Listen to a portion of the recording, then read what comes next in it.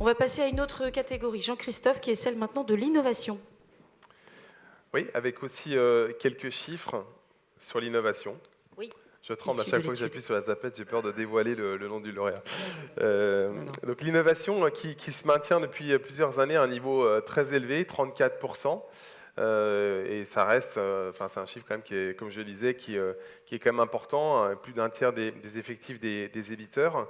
Et ce que l'on voit, c'est que les investissements portent, et ça c'est historique, sur le cloud SaaS, et ça reste le premier choix des éditeurs dans 48% des cas. Cette année, on voit l'intelligence artificielle remonter dans le classement, 22%. Elle était en 3e position l'année dernière. Elle a pris 8 points en un an. Donc ça permet peut-être de se dire que, peut-être pas dès l'année prochaine, mais la suivante, c'est pas impossible qu'elle soit en numéro 1. Et voilà, et juste pour rappeler qu'effectivement, ça fait bien écho. Je pense que ça illustre bien ce qui a été évoqué tout à l'heure durant la table ronde. Exactement. Les nommés dans la catégorie du prix d'innovation sont... Voilà, donc les nommés sont Arfang Lab, Isagri et Sequoia. Exactement. Et donc, pour remettre le prix de l'innovation sur ce top 250, nous accueillons avec grand plaisir Franck Sebag, Managing Partner EY Private Paris, qui nous rejoint sur scène pour nous faire découvrir le lauréat. Sous vos applaudissements. Bonjour Franck. Tous. Bonsoir. Bonsoir. Très heureux d'être là avec vous, en fait. Toujours un grand plaisir de participer avec Numéum à ce prix qui a été créé, à cette étude qui a été créée il y a un peu plus de 15 ans. Quelques mots sur EY, puisqu'en fait, on est là aussi pour vous rappeler que nous sommes tous les jours au quotidien de toutes les boîtes de tech en France et au-delà. Sur nos 4 métiers, l'audit, le conseil, la transaction et le droit, on va avoir un peu de turbulence dans les 18 prochains mois. Et donc, voilà, n'hésitez pas à venir frapper à notre porte par notre intermédiaire pour partager tout ce qui va bien ou pas bien se passer dans les 18 prochains mois. Je pense qu'on ne sera pas trop d'être avec vous pour réfléchir au futur. Alors, découvrons le lauréat du prix Innovation. Alors, roulement de tambour. Le roulement de tambour. Donc, le prix Innovation est remis à Arfang Lab. Entreprise de cybersécurité créée en 2018, spécialisée dans la protection du endpoint, Arfang Lab. Et nous accueillons Xavier Bourreau, le CFO, et Anouk Tellier, Chief Strategy Officer de Arfang Lab. Bonsoir à tous les deux, bonsoir. J'ai du mal à vous serrer la main parce que j'ai plein de... Voilà, je vais aller chercher le trophée, mais peut-être une petite réaction d'abord ? Merci beaucoup. Forcément, on est très contents. Alors d'abord, merci de ne pas avoir écorché notre nom, parce qu'il n'est pas très simple à prononcer. Donc le Arfang, c'est une chouette des neiges qui a une vision à 360 et donc qui repère ses proies dans des environnements complexes. Voilà, donc notre logiciel, il détecte et il bloque les cyberattaques les plus modernes sur les postes de travail et les serveurs d'une entreprise. Bravo. Et donc, entreprise, je le disais tout à l'heure, créée en 2018. Et vous travaillez notamment beaucoup pour des administrations, des services, on va dire, sensibles de l'État notamment.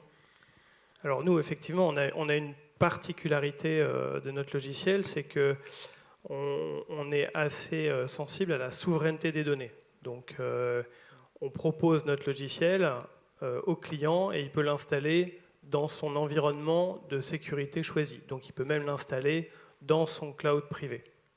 Voilà. Et effectivement, on a comme client beaucoup d'administrations, mais pas uniquement. On a des entreprises assez sensibles du secteur défense, mais pas uniquement aussi. On a pas mal d'entreprises privées.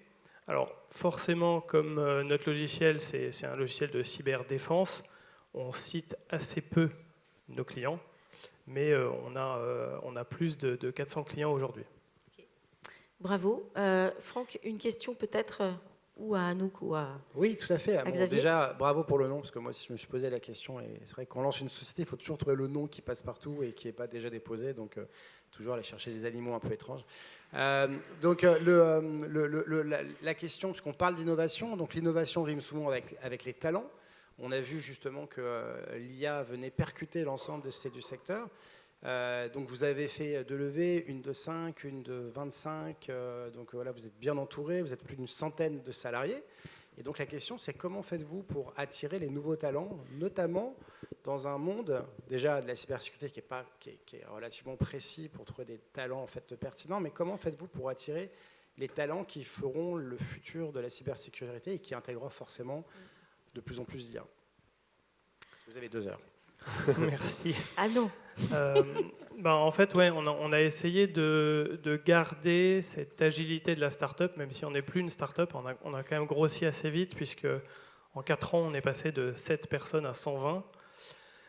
Mais on a voulu garder cette agilité de la start-up, et du coup, en fait, on est très attaché à responsabiliser chacun. Et donc, on offre une grande liberté. Par exemple, on a du télétravail qui est libre, chacun choisit, mais on n'a pas d'horaire, donc on a passé un accord d'entreprise pour que tout le monde soit au forfait jour. Et donc chacun est vraiment à la liberté qu'il souhaite, et ça va avec la responsabilité. Et on arrive pas trop mal à attirer les talents, et jusqu'à présent, on arrive à recruter plutôt des bonnes personnes. Merci. C'est peut-être le nom qui fait tout simplement que les gens sont curieux aussi. Revenons à ce nom incroyable. Une question pour vous, Anouk. Je rappelle que vous êtes en charge de la stratégie de l'entreprise. Alors, une question assez simple. Le contexte lié au projet de finances du gouvernement remet peut-être un peu les aides, notamment le CIR, en question, en tout cas clairement en question. On ne sait pas trop ce qui va devenir. Les aides à l'innovation sont très importantes aussi quand on innove, quand on se lance, quand on a besoin d'aller chercher aussi un peu de croissance. Ça passe par l'innovation et la R&D. Comment vous voyez-vous aujourd'hui ce contexte où les aides à l'innovation sont incertains? En tout cas, c'est un climat, on va dire, pour l'instant incertain. Tout d'abord, les aides à l'innovation, vous avez mentionné le CIR, mais ce n'est pas les seuls. Le statut JEI, les appels à projets de la BPI, du SGPI, ça a été une énorme chance pour Arfanglab. On est dans un secteur, la cybersécurité, qui avait été identifié comme un secteur d'activité clé pour la France dans le programme France 2030. Et donc, on a vraiment bénéficié de cet accompagnement. Et aujourd'hui, sans ça, on peut dire qu'on n'en serait pas où on en est. Parce que Xavier l'a mentionné, on a cette spécificité de se déployer dans les infrastructures de clients et de leur offrir la souveraineté des données. Mais ça ne doit pas être la seule clé. Il doit y avoir cette performance toujours. Et ça passe par de l'innovation. Ça passe par avoir une équipe aujourd'hui de 70 personnes qui travaillent à notre R&D, qui intègrent des outils d'intelligence artificielle directement dans notre produit pour aider tous les professionnels de la cybersécurité à être plus efficaces au quotidien. Donc voilà, ces aides à l'innovation, ça a été une grande chance pour Arfanglab jusqu'à aujourd'hui.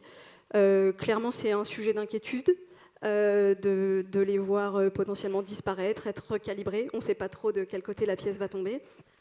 Donc voilà, ça a été une grande chance. On espère que ça continuera à l'être parce que c'est la clé de notre compétitivité dans un monde où cette concurrence, elle est très très importante. Bon, on souhaite en tout cas évidemment que les dispositifs se maintiennent. Merci à tous et à toutes, bien sûr.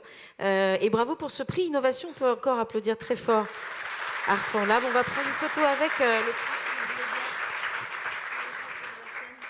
bien. Une photo. Tu peux aller avec eux. Voilà, je vais reprendre les micros. Oh là là, il y en a tellement des micros, c'est incroyable.